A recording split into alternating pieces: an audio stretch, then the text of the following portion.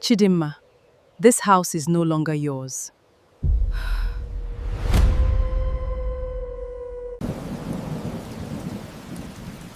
Papa, please wake up. 3 days after they buried my father, my stepmother smiled at me across the compound and said, "Chidinma, this house is no longer yours." That smile, that cold, satisfied smile, is the reason I'm telling you this story today. Because what happened next in that house in Enugu is something the elders still whisper about, something that made grown men run out of a family meeting screaming. Stay with me till the end because you will not believe how the ancestors handled what no court, no lawyer, and no living person could fix. And if stories like this move you, hit that subscribe button now because trust me, you don't want to miss what's coming. My name is Chidinma. I was 26 years old when my father, Chief Amadi Nwachukwu, closed his eyes for the last time on a rainy Thursday in October. He was a wealthy man, a respected man, a man who built an empire from nothing but a bicycle and a bag of gari when he was 17. He owned 3 houses in Enugu, a fleet of trucks that moved goods from Onitsha to Lagos, and farmland that stretched further than anyone could walk in a day. He was also my everything because my mother, Adaora, died when I was only 9 years old, giving birth to my younger brother, Chibuzon. For years after my mother's death, it was just the 3 of us, my father, Chibuzo, and me.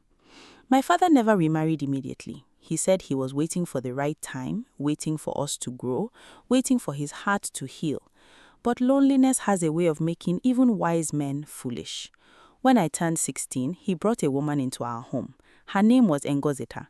She was beautiful, elegant, always dressed like she was going somewhere important, even when she wasn't. She laughed easily, complimented easily, and for the first 2 years, she made my father happier than I had seen him since my mother passed. I wanted to like her, I really did, but there was something about the way her eyes would follow my father's business calls, the way she asked too many questions about his properties, his bank accounts, his plans, that made the hair on my arms rise. I was young, but I wasn't blind. Still, what could a 16-year-old girl say to a grown man who was finally smiling again? 10 years passed. Ngozika gave my father 2 more children, a boy and a girl, Kelechi and Chichi. My father loved them too, of course, but he never stopped calling Chibuzo and me his first blood, his original heartbeat. He used to say, "Whatever I have, whatever I build, it all traces back to your mother's love. Never forget that." I didn't know then how important those words would become. Then, 6 months before he died, my father called me into his study. He looked tired that day, more tired than I had ever seen him. He pulled out a thick brown envelope sealed with wax and placed it in a small wooden box carved with an eagle on the lid, a box that had belonged to his own father before him. "Chidinma, if anything happens to me, this box contains everything. My will, my true wishes. Everyone will show you a paper, but only this box holds the truth. Promise me you will find it if I am not here to give it to you myself." I promised. I didn't understand the weight of that promise then. I do now. 3 weeks later, my father complained of chest pains. The hospital said it was his heart. 2 weeks after that, he was gone. Just like that. No warning long enough to prepare. No goodbye long enough to satisfy a lifetime of love. One moment he was laughing on the phone with his business partner Uche. The next moment, silence. The burial was massive. Chiefs came from 3 states. Praise singers sang his name until their voices cracked.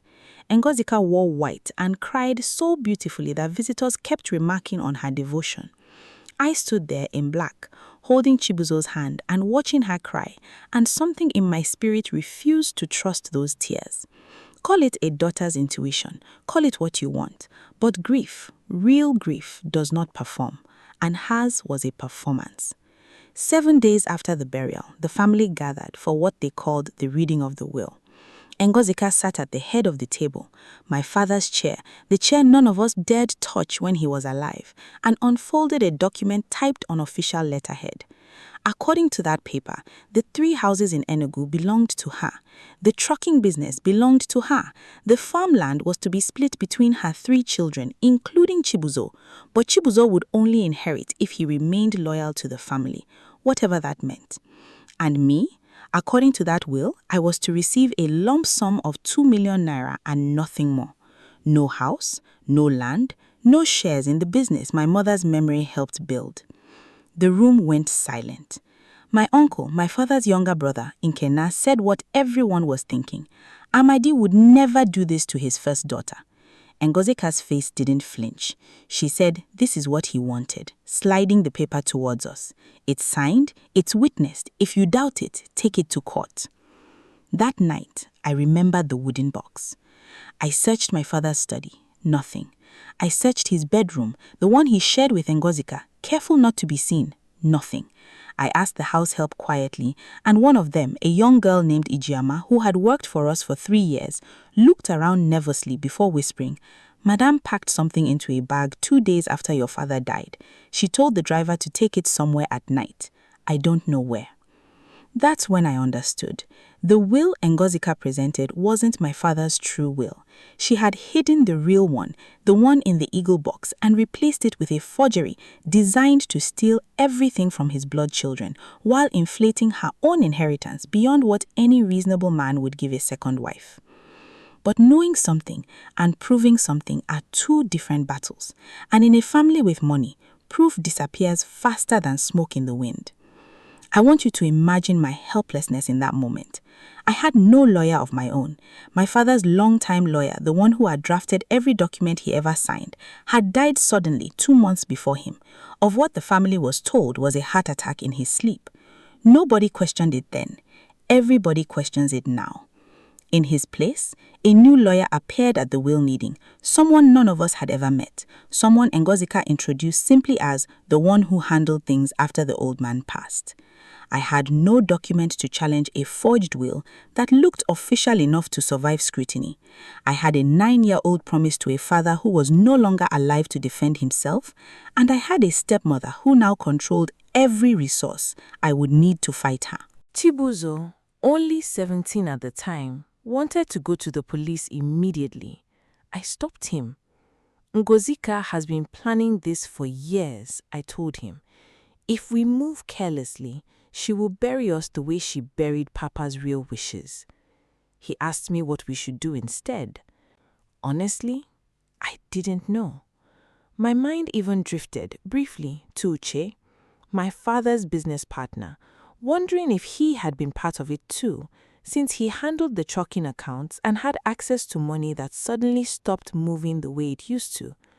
But when I quietly asked around, I learned Uche had actually been locked out of the business accounts himself right after the funeral, his access revoked by Ngozika without explanation. Whatever was happening, Uche was a victim of it too, not a part of it. That left me back where I started, with a stepmother I couldn't yet touch and a truth I couldn't yet prove. If you're still with me, drop a comment telling me where you're watching this from, because what happens next is the part nobody in my family ever expected, not even Ngozika with all her scheming. Don't forget to subscribe too, because this channel brings you true, spine-chilling stories exactly like this one every single week. 2 weeks after the will was read, strange things began happening in the house. Small things at first. A framed photograph of my father that always hung crooked in the hallway would somehow be perfectly straight every morning, no matter how many times someone knocked it askew. The eagle-carved chair my father used to sit in, Ngozika had claimed for herself immediately after the funeral, began creaking at night, as if someone heavy sat in it, even when the room was empty. Ngozika dismissed it all as an old house settling. But then Ijeoma ran out of the compound screaming one morning, refusing to return. When I found her later at her sister's house shaking, she told me she had gone into my father's old study to dust and had seen, clear as daylight, the silhouette of a man standing by the window, facing outward, exactly the way my father used to stand when he was deep in thought. She said the figure turned its head slowly toward her before she fled. I didn't tell Ngozika what Ijeoma saw. I kept it close, like a secret weapon I didn't yet know how to use. Because here is something you must understand about our culture, about where I come from. The ancestors do not forget. They do not forgive theft easily, especially theft from one's own blood. My father's spirit, if it truly lingered, would not rest while his daughter was cheated of what was rightfully hers. A month later, my uncle Ikenna insisted on visiting our dibia, a respected elder named Namdi, who had served our compound and its spiritual matters for over 40 years. He was old, easily in his 80s, with cloudy eyes that somehow still seemed to see more than most young men's could. When Ikenna told him what had happened, the forged will, the missing box, my father's sudden death, the lawyer's convenient passing, Namdi grew very quiet. "Bring me something that belonged only to your father," he said finally. Something he touched with his own hands before he died. I brought him my father's old walking stick, the one he used in his final years after an accident weakened his left leg. Namdi held it for a long time, eyes closed, his lips moving without sound. Then his eyes snapped open, and what he said next made the hair on my arms stand up all over again. "Your father did not die of a weak heart," he said, slowly. "Something was given to him, something that mimics illness but is not illness at all. And the woman who calls herself your stepmother knows exactly what it was." The room fell into stunned silence. I felt my knees go weak. All this time I had suspected greed. I had suspected forgery, manipulation, theft. But murder? Could Ngozika really have gone that far? Namdi continued, his voice growing heavier with each word. "There is a woman in your father's house who has committed a great wrong. But hear me well, she is not acting alone.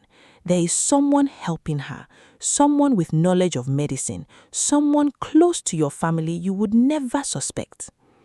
I begged him to tell me who. He shook his head. The ancestors do not give everything at once. They reveal in their own time, in their own way. But know this, the box you seek, the one your father entrusted to you, still exists. It has not been destroyed. Find it and everything else will unravel like thread from an old cloth. We left Namdi's compound that evening with more questions than answers, but also with something we didn't have before, direction. Someone in my father's inner circle was helping Ngozika, someone with medical knowledge. My mind raced through every name. The family doctor, Dr. Emenike, who had treated my father for years. I decided to test the waters carefully. Over the following weeks, I began to pay closer attention to everyone around Ngozika. Who visited the house? Who called her late at night? Whose name she whispered when she thought no one was listening? And that's when I noticed something I had overlooked for years, simply because I had never had reason to suspect it. Dr. Emenike visited the house far more often after my father's death than he ever had before it. Officially, he came to check on Ngozika's nerves following her husband's passing, but I began to notice the way they spoke to each other in hushed tones near the back gate, the way his hand lingered on her shoulder a moment too long, the way he glanced nervously toward me whenever I entered a room unexpectedly. If you've ever felt that gut instinct that something deeply wrong, even when everyone around you insists you're imagining things, you understand exactly what I was feeling. And if this story is already keeping you on edge, imagine living it. Please take a second right now to like this video and subscribe, because the twist coming up is one you will not see coming. I promise you that. I decided to confide in Chibuzo about everything Namdi had revealed, and together we agreed to search the house more thoroughly but carefully without alerting Ngozika to our suspicions. We waited until a Sunday when she took her 2 younger children to church. She never missed a Sunday service. Ironic for a woman capable of what we suspected, and Dr. Emenike had no reason to be around. Chibuzo and I searched every room we had access to. Nothing in the main bedroom, nothing in the study, nothing in the storage room behind the kitchen. Then Chibuzo remembered something. Behind our family's main house, there was an old boys' quarters, originally built for staff but abandoned for years after my father modernized the property and moved the remaining staff into newer rooms. Nobody used the old boys' quarters anymore, except for storing broken furniture and forgotten things. It seemed too obvious, too simple a hiding place for someone as calculating as Ngozika, but desperation makes you check even the obvious places. The door was locked, but the lock was old and rusted, and with enough force, Chibuzo managed to break it open. Dust filled the air as we stepped inside, coughing, our phone flashlights cutting through the darkness. Broken chairs, an old refrigerator that no longer worked, cobwebs thick enough to trap a bird, and in the far corner, beneath a torn tarpaulin, a small wooden crate. My heart nearly stopped. I rushed over, pulled back the tarpaulin, and there, sitting inside the crate like it had been waiting patiently all this time, was the eagle-carved box, my father's box, exactly as he had shown me months before his death. My hands trembled so badly that Chibuzo had to help me open it. Inside was the brown envelope, still sealed with wax, exactly as I remembered. But there was something else too. A small leather notebook I had never seen before, filled with my father's handwriting. Dates, names, numbers. It looked like some kind of private diary or record he had been keeping in the final months of his life. We didn't dare open the envelope right there in that dusty, forgotten room. We took everything back to Chibuzo's room and locked the door before finally breaking the wax seal.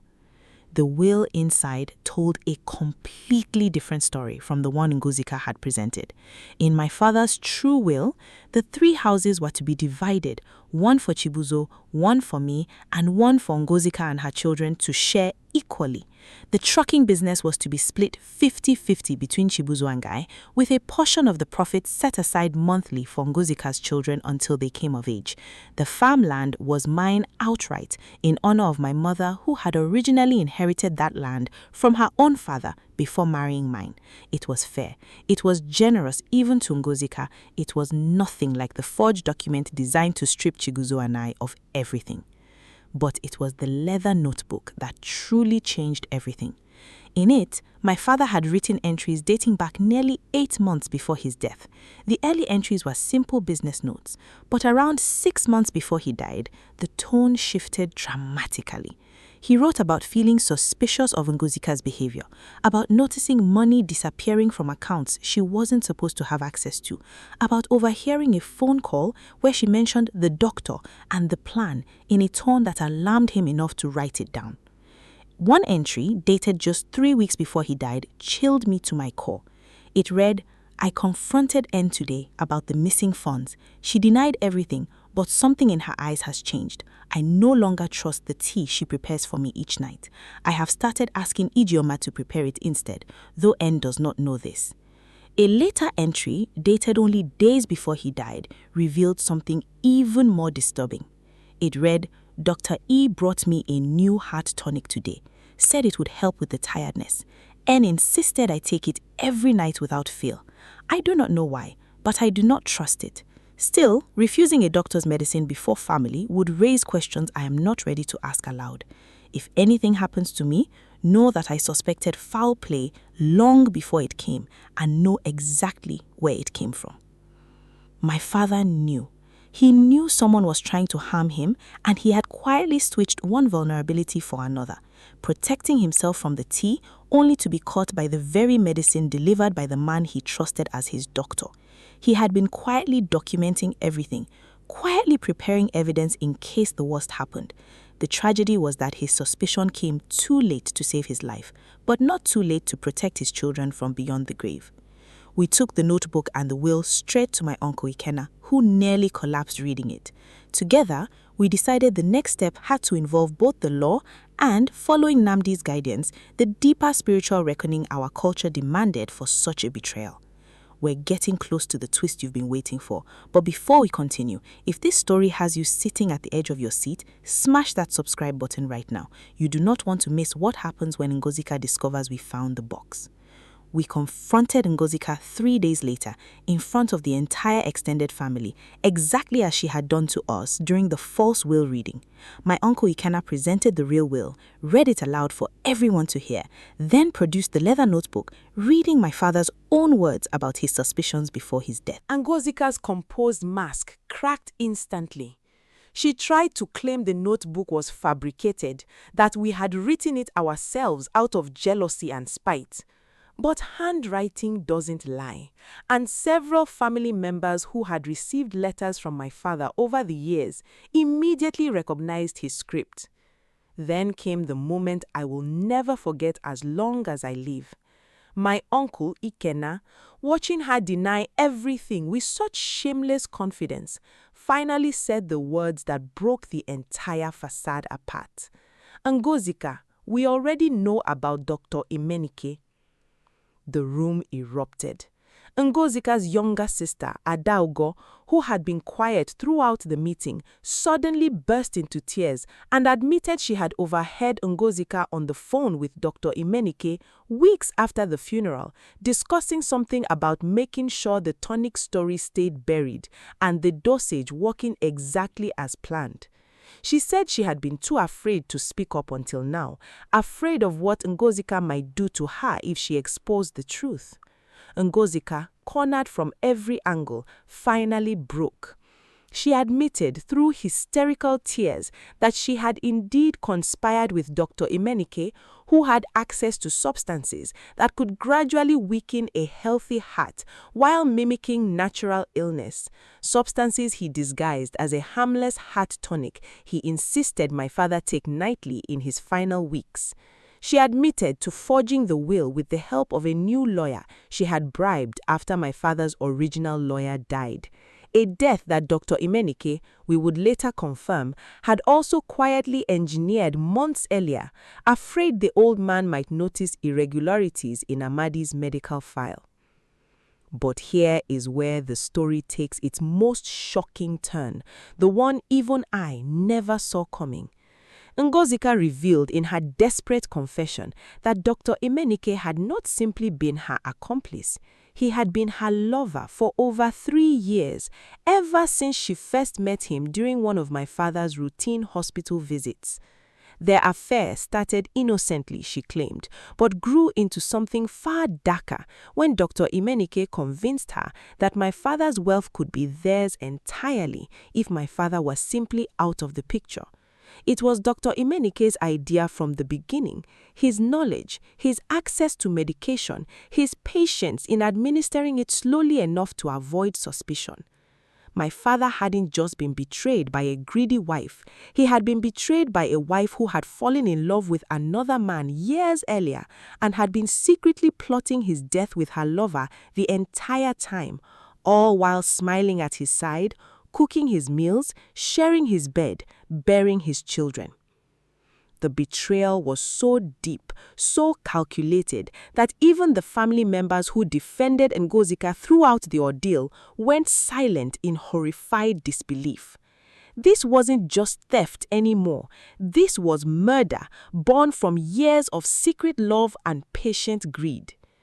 We reported everything to the police that same week, presenting the notebook, the forged will, and witness testimonies from Ijeoma and Adaogo.